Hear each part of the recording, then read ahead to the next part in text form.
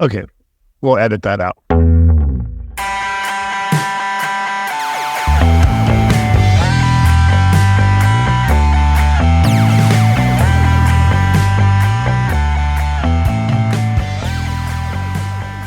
Welcome to the Intrusions and Depth podcast. I'm Josh Depp. Today marks a significant milestone for us, our first guest appearance on the show. We're stepping into a new territory here, so I want to give you a heads up. This is my first time hosting a guest, and while I've done my best, the audio might not be up to my usual standards. But rest assured, it's manageable and the content is worth every second of your time. And I'll improve the process as I invite more and more guests to speak on this podcast. It's a learning journey for all of us. Now, about today's guest, John Prieto.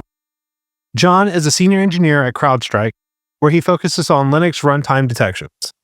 Previously, he held roles as a senior incident response consultant at Mandiant, responding to some of the common names you would see on top of the S&P 500, and as a security analyst for USAA, the bank. In a previous life, we shared missions together serving the United States Air Force. That's all I'm going to say about that. Academically speaking, John holds a bachelor's in computer science, a master's of science in data science, and an MBA, as well as numerous GX certs for forensic analysis and reverse engineering of malware. But this is all of his paper achievements. I want to take a moment to talk about the person, not just the CV.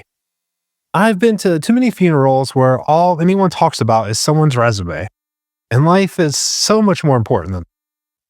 John is not just a name or a list of achievements. He's patient, knowledgeable across numerous verticals, and truly an amazing human being.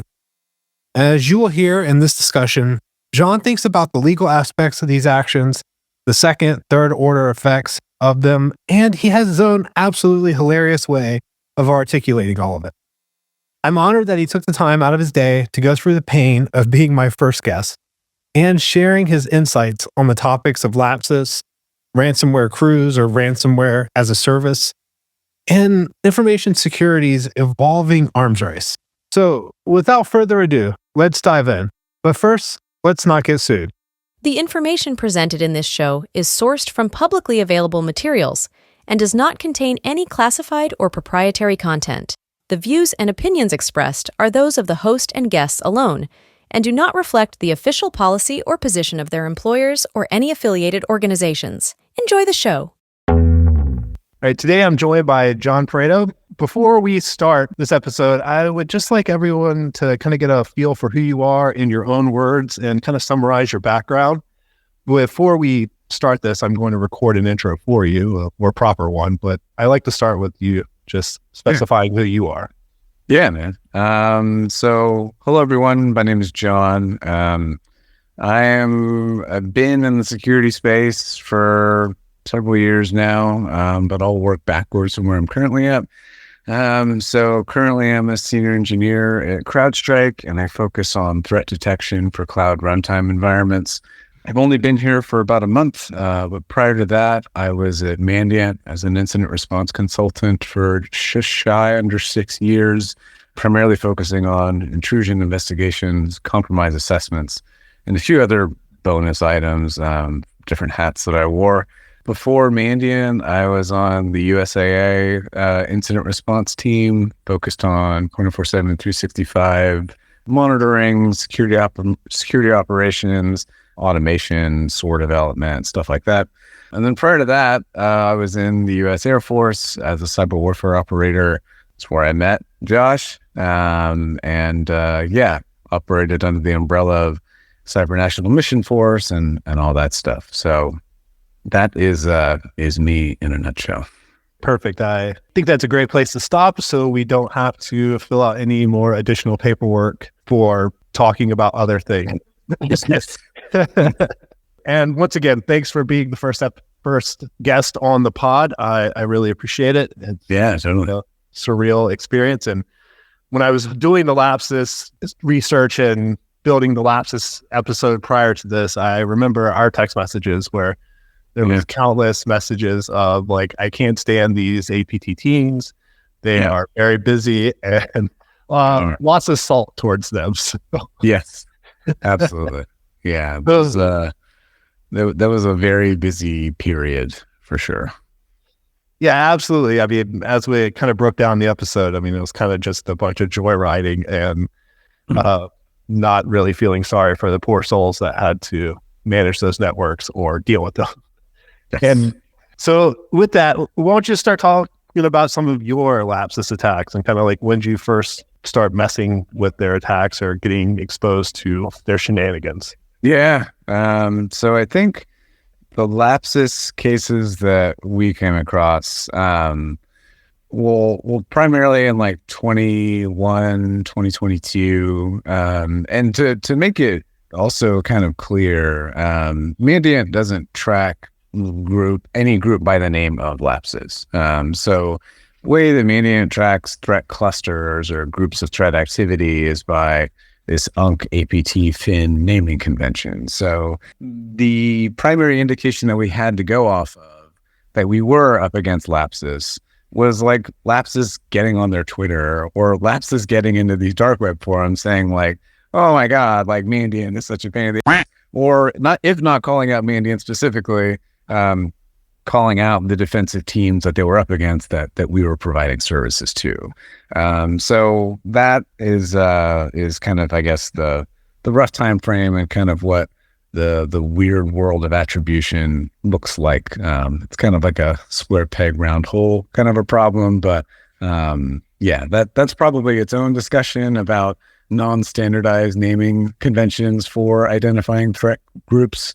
But yeah, time frame was around 2022, I think, when it heat up the most. So yeah, and you kind of touched on this as well. And I was always kind of curious, like how they know it was Lapsus or how did the incident responders know it was? And then as I was reading like the CSRB reports and reading the different research items I was going through here, I mean, it was pretty prominent as far as like they would taunt the people in Slack messages or telegrams, etc. Yeah. Was there any of that towards you or your group? Yeah, absolutely. Which was a blast. So I guess stepping back a little bit, of the intrusions that Mandiant responds to, ballpark, about 1 in 5 involve like an active attacker that we're up against. And so these kinds of incidents are always a little bit more, require a little bit more nuance in dealing with them, because there's something live on the wire on the other side that you're dealing with. So there's an interactive component to it that you don't have to deal with when you're dealing with like historical investigations. So the things that made responding to Lapsus intrusions particularly tricky is that for every kind of remediation activity that we had, or anytime there was some, progress through negotiation that we had with like, the negotiation people, which was a separate firm, there was something that was posted in a public way on social media or YouTube or something like that was taunting us, saying, a screen share of this clown saying like, oh, look, I am, waving his mouse over some directories in a screen share and be like, ha, ha, ha, like I've got it all. And, and then of course, like YouTube comes and takes the video down. But like, that was the kind of notification that we were getting that like data theft had occurred. And so, that was like a whole thing. But when it comes to how do we identify Lapsus, one, it was Lapsus that was identifying that it was Lapsus, but two, Mandiant, kind of follows like the pyramid of pain for attribution. So the obvious stuff are the things like all of the atomic indicators. They reuse the same infrastructure, they're reusing the same IP ranges, they're reusing the same tools, and you have MD5s and SHA-1s and, IPs and FQDNs that all line up with that. But, when we start getting into, I guess more of Mandiant's bread and butter, there's like a TTP-based approach. And for I'd say near every incident at Mandiant, there's an attribution of some kind of threat cluster. And so over time, there will be overlaps between one cluster and another, and those bubble into each other. And it's when enough of these clusters bubble into each other that Mandiant is able to, quote unquote, graduate these into an APT designated group or like a FIN or like financially motivated group. Yeah. So while there are internal kind of UNC clusters that are associated with Lapsus, there's not like a, oh my God, Lapsus is here, raise the Lapsus flag, so to speak. But it'd be pretty convenient. It would be very convenient, but yeah. But like, a good example is, CrowdStrike has its naming, which is a bunch of, animals and things like that, which, I'll keep my thoughts to myself on that. But, everybody's got their own take on it, which is, again, I don't know how the threat intelligence people deal with that, but that's why it's kind of its own skill set. So. Yeah, absolutely. I run across that as well, even just researching these episodes and then having to cross-correlate who is what and which group is this. And then there's also kind of the aspect of threat intelligence and grouping that it's pretty complicated in that, like, some people group based off of one set of behaviors and another group off of another set of behaviors. So there'll be overlap between two different groups. And then one group wants to say it's a specific group in China, and then another team wants to say, well, this is just a China financial group or something that got hired by this group. So it's all tricky and kind of a bit of a science. And you could probably just spend an entire episode just talking about threat intelligence and how they're attributing through there. Yeah, it'd be a lot easier if we just had cameras of people on the keyboards. Absolutely. And man, in certain countries in the world could have their way, I think that would be the case. But yeah, this gets especially tricky when you're dealing with like sanctioned parties. So like the US Treasury and, the OFAC office designates certain groups that are sanctioned and that you cannot, issue any kind of ransomware payment to, or else you'll get a fine. But, we've dealt with some incidents not related to Lapsus where we have a potentially sanctioned entity, and then the client asks us, well, is this group sanctioned? Do you track this as Evil Corp? It's like, well, Mandiant doesn't track the group Evil Corp, but we do track UNC 2165, which does share significant overlap with. And then again, that just gets into more like murky legal waters. And then there's all these risks involved of regulatory penalties on top of paying an extortion. So like, I don't know, it's a mess. It's a mess, but yeah, that's maybe that's seeding an idea for a potential next episode of this podcast. We could go down a whole rabbit hole there. Okay, let's keep things back on track though with Lapsus and kind of talking about these APT teams in general and all of these items. Like you kind of hinted on this already, talking about the atomic indicators. And one of the things that kind of stuck out to me when I was researching all of this and going through it was that they didn't really care too much about OPSEC. And they were kind of just using the same names. They were logging in from their own stuff that was pointing directly to London or various VPN connections. Is that kind of what you saw, or? Yeah, absolutely. I think that, one of the strongest indicators that we saw was, in the intrusions that we dealt with, it was really common for them to spin up virtual machines that were in victim environments. And they pretty much use that as their main like attack platform. But because of, OPSEC being pretty like their source host name from their personal machine was leaked, and some of like the RDP activity that they had. And so, it's little things like that are like, when we can pull up your, source IP address and your host name, it gets pretty easy for federal law enforcement to do their thing. So, we work very closely with those agencies in several different countries in the past. And I mean, they certainly appreciate it when we hand them a nice bundled up little present with a bow on top. That makes their job easier for things like indictments. But OPSEC was always pretty terrible, very much like a smash and grab kind of approach. And, sometimes it didn't even seem like their objectives were super clear. And that, kind of makes things murky from the attribution game once again. But, everybody has actions on objectives, but Lapsus, it's not like it was obfuscated. It was just that they went back and forth between well, we want you to open source all of your content, or we want some big ransom payment, or we want things and stuff, and we may not have agreed upon it amongst ourselves, but we certainly want it. So that's like that was a weird aspect to their, their SOPs, I guess, if you want to call it that. So yeah. Oh man, that's really fascinating. Like, I made like the correlation too in the episode where it was talking about when they got into Microsoft and everything else, and then somehow, surprisingly, like the next day, Microsoft had an indictment for a whole bunch of people, and it was wanted.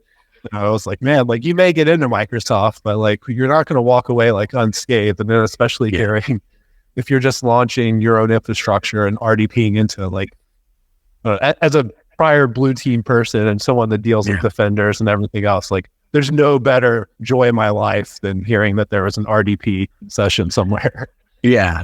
And the thing that I think a fun oversight to that is that as a blue teamer, getting forensic data from like attacker infrastructure is something that you could only dream about.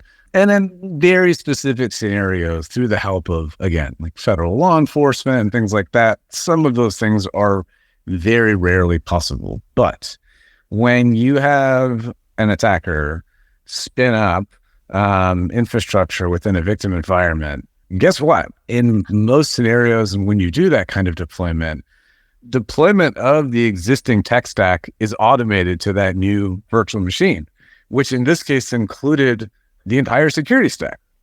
So it's not often that you get full proxy network traffic, that you get some PCAP, that you get full EDR visibility automatically deployed to the attacker's infrastructure right when they spin it up. So when the defenders in the client started using some of those security tools that are technically part of their infrastructure against the attacker's platform that happened to be in their environment, the fun response that we saw from Lapsus was, oh my God, they're hacking back and this isn't legal and they're trying to encrypt us, but joke's on you. We already got the data and it's backed up. So that was another absolutely insane part of responding to a Lapsus breach that, again, does raise all kinds of weird legal questions of like, is it a hack back if it's in the client's infrastructure? I don't know. Still like a lesson learned. So yeah, I think lots of OPSEC goes out the window when you're just using the victim's infrastructure to launch your attack. So yeah, that brings up another point that I noticed kind of with Lapsus. And so as blue teamers and everything else, we're pretty much taught that like, hey, if an APT attacks you, there's nothing you can do. To a degree, there's some of that, like, hey, they have a lot of money, they can just keep throwing stuff at you, and like eventually they're going to get in, and there's like a truism there. And then sometimes there's kind of like that veil where people kind of hide behind, like, hey, it was an APT, and like we couldn't have done anything. We shouldn't have to secure our databases because an APT did it. So I feel like both of those coming in there. But one of the things that struck out to me with Lapsus as far as like they kind of use this stuff that like us blue teamers in 2019 would have like turned our pinky up to and been like, hey, like there's no way this would ever work and everything else. And I don't know if that kind of jaded your opinion of like how the security concepts work as far as like, hey, let's get the craziest EDR solution we can find, but yet we'll just still at least listen to brute forcing MFA tokens or like. Yeah. I mean, I'm jaded for many reasons, but I think that, when it comes to, this is a problem that like some of the Mandiant red teamers have come across with threat emulation. So the problem is that when clients ask for threat emulation and they say, I want you to replicate the things that we see in the wild, the stuff we see in the wild a lot of the times is like, for lack of a better term, like basic TTPs. And go ahead and patent that term if you want. TTPs are the things like PowerShell-based attacks. It's RDPing all over the place. It's Kerberoasting. It's stuff that's like pretty common, and you think that there'd be like high-fidelity detection for this stuff, but there's still a lot of people out there that have environments in which it's possible to run Mimikatz on a domain controller. And The fact that alert is even a thing that still generates intrusions today was like kind of crazy. And so everybody likes to think about like the super, super highly sophisticated edge case, salt typhoon stuff being something that's imminent for them. Honestly, for a lot of people, the kind of work that they do or their crown jewels just aren't really valuable to the true APT threats that are out there. So when the small 80-person healthcare company from the Midwest comes to me and says, "Oh, I think this might be like APT 24 or something like that," it's like, dude, it's not, because like there's no way it is, and I don't care if that's what you're like Googling led you to. It's not, because there's nothing interesting here. So yeah, you'd be surprised, or actually you shouldn't be surprised, that there are actually a lot of unsophisticated basic techniques that work really well in lots of environments. And so that's why like a lot of the recommendation is just kind of going back to basics, like defense in depth, CIA triad, like sec plus kind of crap, because like it works. I don't know. I don't want to go on too much of a tangent, but it's all correlation, I think, is like the next big like single pane of glass thing that everybody is chasing. So it's about not just selling telemetry, which is what kind of the industry has gotten up to at this point. So putting all the telemetry in a bucket and then being able to have some fancy dashboard that tells you like, you're being popped. So I still think like, I don't think there's anybody that's leading that vision just yet, but time will tell. So I couldn't agree more. I advise people quite a bit, and they want to come in. I mean, just being with where I work and stuff as well, that they come in wanting like the new hotness and everything else. And sure, I want to give them the new hotness, and I want to like play with the new hotness, and like I think the new hotness will help them.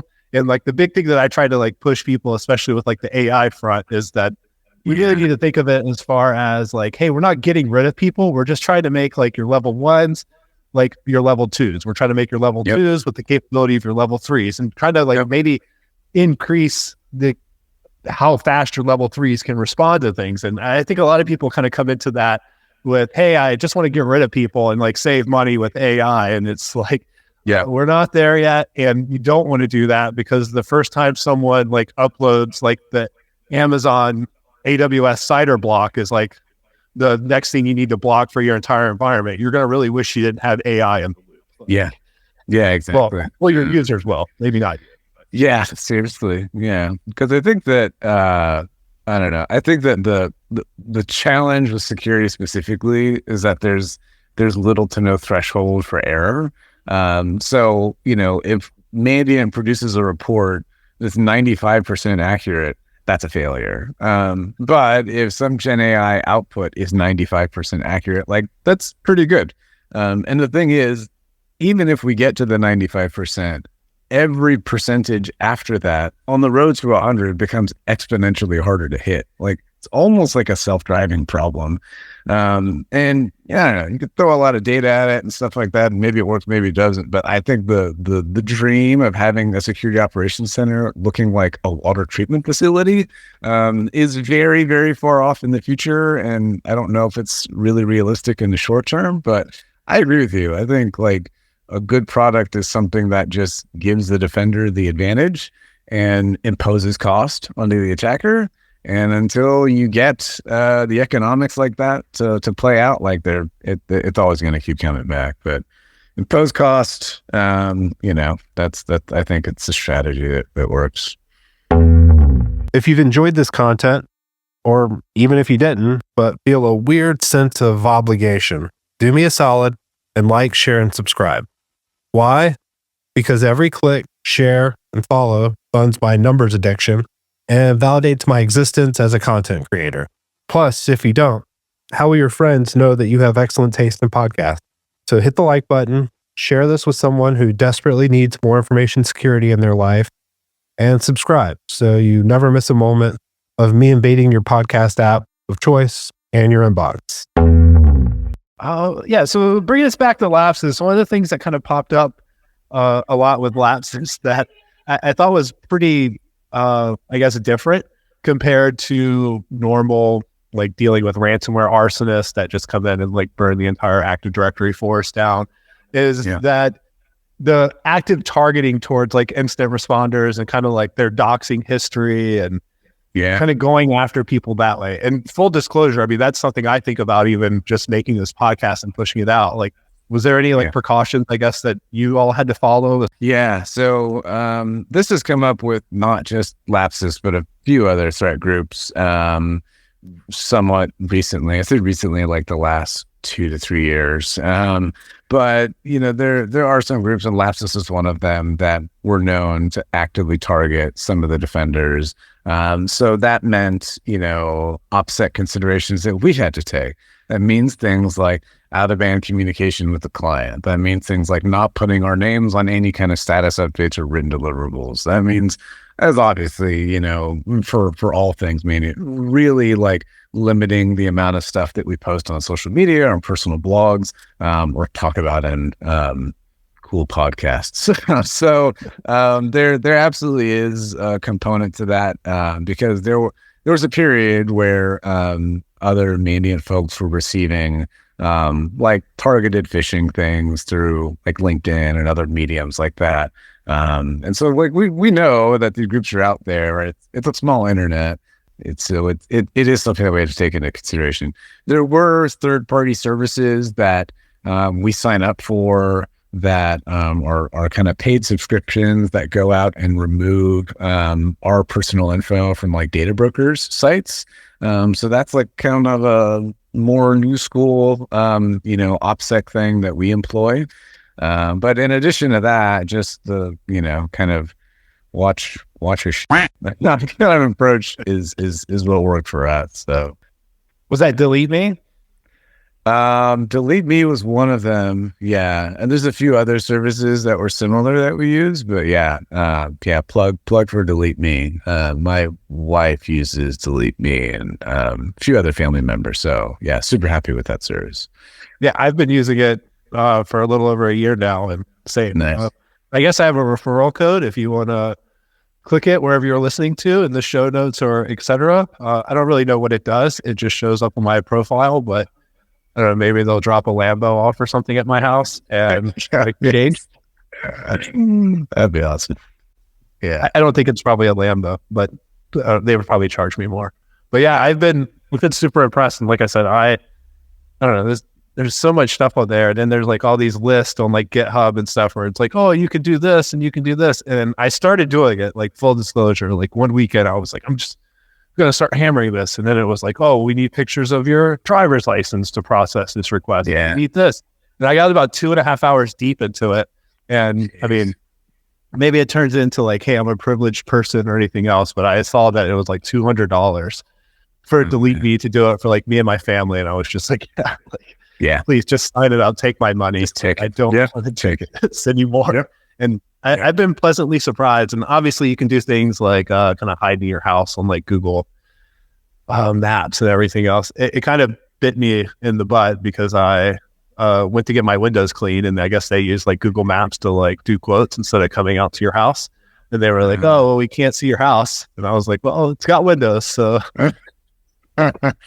A, you're damn right you can't. And B, trust me. Trust you when I say it's got windows. So, yeah. So one of the kind of trends that I've seen with Lapsus was kind of like the first ones as far as these like APT teens. And there's probably other ones. I don't want to like poop on anyone's parade as far as like, hey, we were before Lapsus, and I'm going to get like some more hate email or something about how I didn't know about this group from like the 60s or something. But anyway, so just please, if you're writing that email now, please just hold off. But well, one of the things that kind of popped up with Lapsus and kind of substantially after that has been like the rise of like the APT teens and like just kind of, I guess I'll use this terminology. Like I was listening to like a Sean Ryan podcast with this guy like Blake Cook, and he was like a crime gang person expert. And he was talking about like how the unaffiliated gangs like scare the mess out of him. As far as like they have no discipline, they don't have the rules that like the other gangs, like the Bloods and the Crips have. And I was thinking about that, like, oh, like that's kind of how I feel like towards these APT teams. It's where it's like, hey, if it's like an APT from China or whatever, they're coming in doing corporate espionage, they're probably going after a Fortune 50 company, et cetera. Russia, blah, blah, blah, kind of doing stuff for their strategic goals. But like, they're not just randomly owning Rockstar for like Grand Theft Auto 6 through Slack messages or something. Yeah, it's very weird. So like, what's your thoughts on kind of like some of these new like Scattered Spider and the new groups and stuff?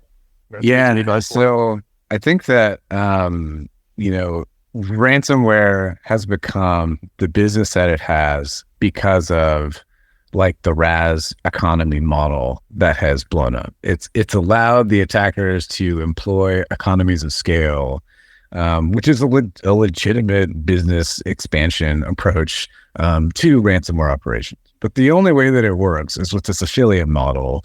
We've got a group of encryptor developers, you've got the operators, you've got the people that manage, initial access and access brokers, you've got the people that facilitate payments and deal with, all of these things. So in some big ransomware cases that we see, it's not uncommon to see like 4 distinct threat groups that we attribute for kind of different phases of the attack life cycle, because we know about the handoff from one group to another. And even if those groups maybe sit in the same room, they're distinct elements across the entire like infection chain. So the thing about those groups is like there's a code, right? And they have rules that they employ to keep the business moving. And some of those rules are things that were broken when like the Colonial Pipeline hack happened. That violated the rule of touching critical infrastructure because it brought so much scrutiny that it resulted in this hammer getting dropped on them that if they would have just kept targeting school districts like all the other normal ransomware affiliates like to do, it would have been a quick and easy 50 grand and then it's off to the next one. And so the wild card aspect of the AP teens, if you keep calling them, is absolutely a thing that murkies the waters. Because if there's unreasonable attackers that are not even interested in monetary gain, they're just interested in, compromising Rockstar from a freaking Amazon Prime stick while waiting, while waiting sentencing in a hotel room. That's super impressive because I can barely get multiple email addresses to work on a single computer effortlessly. So like on the technical chops, that's pretty cool. But when the impression is made to the public that these are unreasonable people and you cannot reason with them, then that impacts the probability of success for the ransomware as a service guys that are just trying to turn and burn.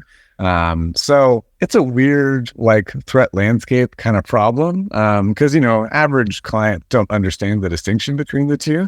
And the thing is, some of these ransomware as a service guys actually provide like pretty good like tech support that we've seen to where if you do the payment, they'll show you, well, this is the CVE that was running on this edge device, and here's the host name for it, and you ought to patch it this way, and then we move ladder this way, and then we got validation on some of our reports sometimes from ransomware cases, and it's like, wow, like that's like legitimately good service, like nice. But Lapsus doesn't do that. Lapsus just like to I don't know, like gloat and assholes on social media, which is like funny, right? But that doesn't really help financially motivated threat groups get paid. So that is absolutely like a weird aspect to it for sure. And it kind of tarnishes their reputability as far as like, if we do pay, we'll get our data back. Because like you were saying, they're very supportive and like they're trying to run like it's illegal, but they're still running a business. You're right. I guess. And I mean, that's all to them and cool for them and stuff, I guess. But when you have like that kind of tarnishes it for that. And when we were talking about like the white DocSpin, like the lead guy for Lapsus or whatever, he owned like DocSpin for a while and he had a bunch of other names.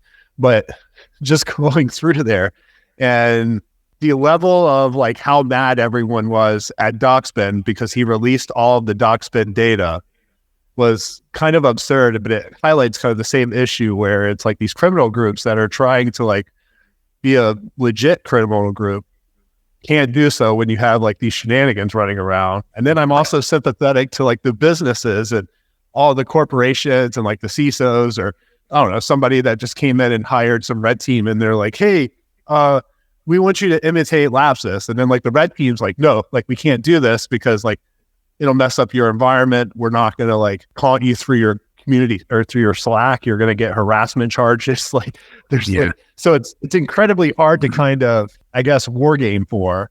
Yeah. But at the same time, like it's really effective. It was really effective because it's incredibly hard for people to prep for.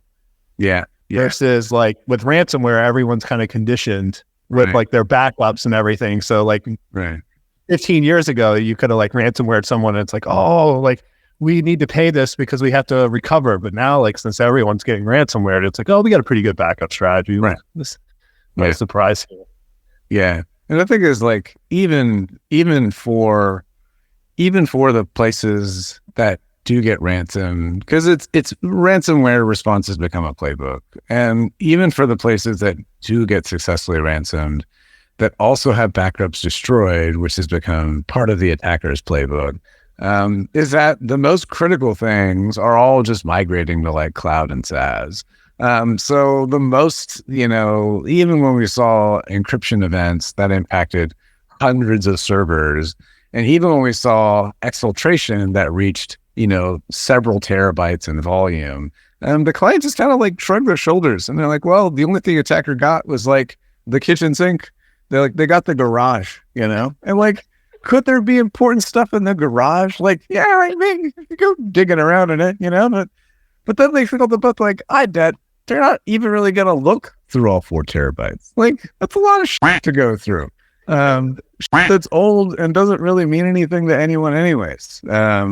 Just spreadsheets that some secretary put together that's just, again, doesn't really mean anything. So, just like blue teamers hate writing reports, red teamers and ransomware operators hate doing their report and their homework, which is looking through all the data that they pulled back. There's been more and more cases where even if there's a threat of the shaming site and things like that, clients kind of shrug. So as a result, we've been seeing kind of further and further like downstream extortion attempts. So the old school way was, I'm going to encrypt all your stuff and that will get an extortion. And then people kind of shrug their shoulders and say, well, I got backups. No big deal. So then they said, okay, I'm going to steal your stuff and I'll publish it on the dark web and I'll shame you. And that'll get an extortion. And people said, like nobody reads your dumb website anyways. So now the third layer of extortion attempt is, I'm going to steal all of your employees' personal information so that I can commit downstream fraud and have access to their crypto wallets, have access to their bank accounts, and then I'm going to harvest financial information and, benefits that way.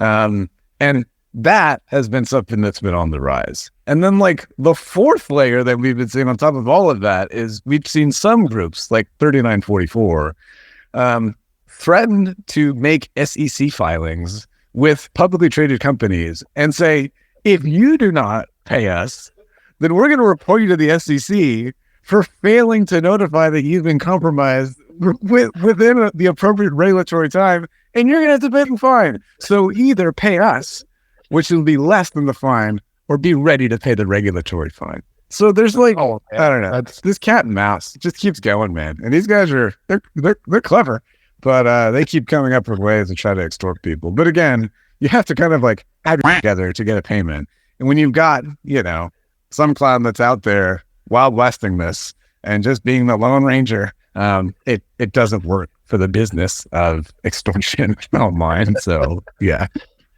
Oh man, I'm still baffled over the weaponizing the SEC filings. Like we're trying to do like a good thing, and now yes. Yeah, they take the screenshot of it and their mouse is hovered over the submit button and they're like, don't make me push this button. Like, you've got 24 hours or else I'm going to tell the SEC on you. We're going to post it to Truth Social so the president sees it. Yes. I will CC the president on this. By gosh. Man. man. We'll get our applied. Oh man, that's amazing stuff.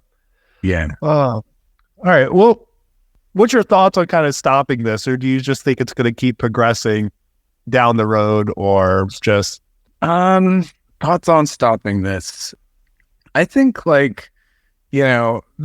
a few takes on this. So the Mandiant take on this is that breaches are not a matter of if but when. And so there's always going to be breaches. There's always going to be the SolarWinds. There's always going to be the occasional guy that causes a worldwide global outage event. I've had the pleasure of being part of two such organizations at this point. But I think that the breaches are always going to happen. But I do think that ransomware specifically is a problem that gets solved economically. So until there's a level of cost that is imposed on the attacker, and the mountain that they have to climb is so huge that it's not worth the amount of financial gain they can reap from it, that's the path to the problem. And so whether that be through leveraging technology, upskilling, whatever, the defenders to create that cost imposition, that I think is the path forward to solving the ransomware problem. But solving the data breach or breaches in general or intrusions in general, I think that's always going to happen because we live in this weird, crazy, global, interconnected world, and especially when you see things like Salt Typhoon activity and all the stuff hitting the big telecom carriers, man, I have no idea how my cell phone works. I have no idea how the internet works, but it works, and it's held together by paper clips and toothpicks most times, but it is in that, that there's always going to be some level of vulnerability because the most secure room in the world has no doors and no windows. It's not very useful, but the moment that you add some point of ingress and egress to that room, there's the chance that somebody else is going to get into it who shouldn't be. And the same thing is true for digital systems. So that's kind of my take on that. Yeah, I mean, I obviously hosting a podcast called Intrusions and Depth, I obviously think that there's going to be a continued number of intrusions down the road, or otherwise I may run out of things to talk about, which I think is the case. And as far as the kids and teens and stuff, what's your thoughts on kind of curbing that? Or do you think we're just, I'm conflicted on that because part of me doesn't want to see someone ruin their life for joyriding on the internet at 14 for owning Rockstar. But then the other part of me is very well, they could still maybe it's not Rockstar, maybe it's, I don't know, a water treatment center or something else. And it's oh, I was doing this for the lulz. I didn't know that I was going to poison the town. And it's who do you hold accountable for that? But that's a good question too. I think that there's a bit of a problem across all of security that there's not a quote unquote single throat to chop. There's this vague accountability thing where, especially with the move from cloud to SaaS, there's a shared responsibility model that doesn't have clear lines in the sand. And so I don't know if there's a good answer to who do you point the finger to. Is it the teenager's fault who doesn't have anything better to do? Is it the organization's fault because they employed technologies or didn't configure them right? Or is it the infrastructure provider's fault? Is it Google's fault? Or is it a product and selling that product and presenting it as something that can stop X and then it doesn't stop X? So I don't know if there's a clear answer to point the finger as to who done it. But I don't know if there's also a clear way to curb kids that are exploring what computers can do in a way like this. I think that, I don't know, that's probably a separate discussion in and of itself. But a broken political system. But there's also the aspect too that when we were coming up through the trenches, there wasn't a YouTube that showed you. I mean, I remember the Tracer T stuff. That was obviously yes. And if we followed that, we probably wouldn't have careers today. If we went on that path. Yeah. And I'll link that video if anyone doesn't know what we're talking about. It's got to still be on the internet. But nowadays you can nowadays you can kind of like get very good at post exploitation tools that are posted for free on the internet. That everyone uses, and when they publish POCs for vulnerable Fortinet devices, because like this podcast has a history of bashing Fortinet edge devices, so I'm going to keep that up. Probably never going to do a job at Fortinet, but if there's POCs for that open source post-exploitation tools and free post-exploitation tools and videos on how to use them, like at some degree, I'm not saying you shouldn't do this or anything else. I'm just saying it like some degree, like it's not unheard of for a 14-year-old to come across that and be like, oh, like instead of watching this person play Minecraft for 4 hours, I'm just going to try to pwn any IP address that has this Fortinet device. I mean, a weird dynamic. I think that I think that the barriers to entry have definitely lowered in the last 10 years or so. And, I think a good example of that is like the Eternal Blue exploit, which NSA developed, came out in 2017 or whatever. Allegedly NSA developed. And, shadow brokers got their hands on it. That was the whole thing. But, shadow brokers open source that crap. And now anybody has access to Eternal Blue, which is like, no matter who developed it, it's pretty crazy capability. But I don't know if ransomware would have exploded the way that it did if it wasn't for Eternal Blue. Because a lot of the stuff that came up back in the day around that time was all because of Eternal Blue. So it's once we develop these capabilities, they're eventually going to hit the wild. And so that's kind of a weird, escalation of armed conflict kind of thing going on, where some of the most elite cyber units in the world are building up their little bag of tricks. But man, when that silo gets popped, it's done. And, the agency is just going to burn the silo. But when the stuff is out there, it's out there. I think that the fact that kids are able to do this kind of stuff and get in these kinds of organizations, it's not because, not knocking newer generations, it's not because they're so much smarter than every previous generation, but I do think that's evidence that the barrier to entry is lower. So, yeah, it's just one of the things I think about and kind of cross with having kids approaching those ages and I'm just going to ban you from the internet until you're 30 and we'll go from there. Yeah, seriously. When I was a teenager, all that I did was illegally download music online. And so that worked for me. But I can't imagine if I would have, instead of spending that time downloading music, recursively exploring people's $C shares that they were using as their shared folder. That could have been really cool back then. And I only imagine what I could have found on Kazaa and BearShare and all that other kind of crap in that time when the technology was pretty fresh. But there weren't exactly YouTube videos back then to teach me how to, recursively enumerate other people's, sensitive docs on peer-to-peer networks. So, but that was probably my foray into the world of InfoSec. So, yeah. All right. Well, John, it's been a great episode and great first guest. And I always crack up every time we talk together. So hopefully it's not just me laughing. Yeah, absolutely, dude. Thanks for having me. This is super cool. And man, good catching up. Crank